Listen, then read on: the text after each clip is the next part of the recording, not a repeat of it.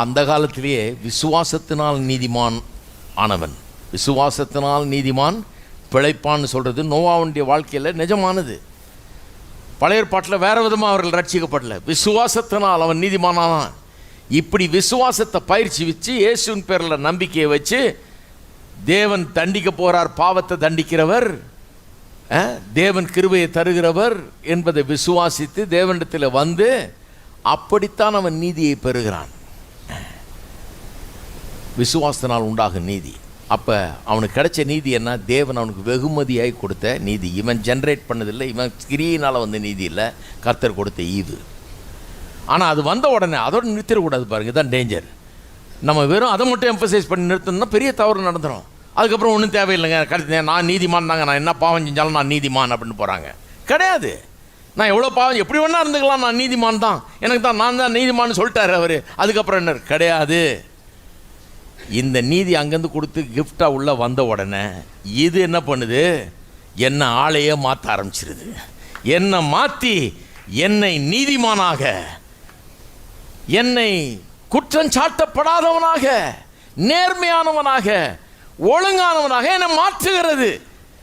அவர் கொடுத்த நீதி என்னை மாற்றுகிறது. அவர் எனக்கு இந்த நீதியின் வஸ்திரத்தை போட்டு விட்டவுடனே என் புத்தியே மாறுது. அதுக்கு தான் நான் சொல்லுவேன், சூட்டை போட்டவுடனே எப்படி புத்தி மாறுது? முடிஞ்ச உடனே நாம் போய் அங்கே டீ கடையில் டீ குடிக்க முடியாது. அதுக்கு வீட்டில் போய் வேறு சட்டை போட்டு வரணும்.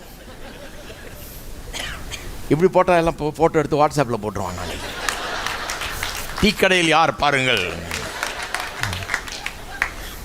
அதுக்கு வேறு வேஷம் கட்டிட்டு வரணும், டீ கடை வேஷம். ஆனால் இதை போட்டுட்டு நல்ல ஹோட்டலுக்கு போகலாம், தாஜ் ஹோட்டலுக்கு போகலாம், அங்கே காப்பி சாப்பிட்லாம். டீ கடையில் போய் குடிக்க முடியாது, ஏன்னா லெவல் உயர்ந்துருது. ட்ரெஸ்ஸு வந்து வேறு லெவல்ன்றதை காண்பிக்கிறது. கர்த்தர் நமக்கு கொடுத்திருக்கிறது நீதியின் வஸ்திரம். நீங்கள் நீதியின் வஸ்திரம் தரிக்கப்பட்டீர்கள். முதல்ல வஸ்திரத்தை கொடுத்துட்றாரு. அவன் பாவியார்கள், அவனுக்கு முதல்ல இந்த வஸ்திரத்தை கொடுத்த உடனே விருந்துக்கு அழைக்கப்பட்டவன், வஸ்திரத்தை உடையவன் அவன் ஆயிடுறான், வெல்கம் கெஸ்ட் அவன் ஆயிடுறான். வஸ்திரம் போட்ட உடனே அவனுக்கு ஒரு தனி மரியாதை வந்துடுது. அந்த மரியாதை அவனுக்கு கொடுக்கப்பட்டது நிமித்தமாகவே பெட்டராக நடந்துக்கிறான். அதுதான் கிறிஸ்தவன்.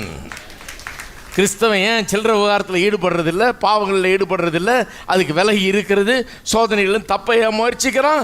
ஏன் தீவிர முயற்சியோடு பரிசுத்தமாக வாழ்கிறான்? ஏன்னா இந்த சட்டையை அழுக்கு பண்ண முடியாத, இந்த பத்திரமா வீட்டில் கொண்டு போய் மாட்டி வைக்கணுமே,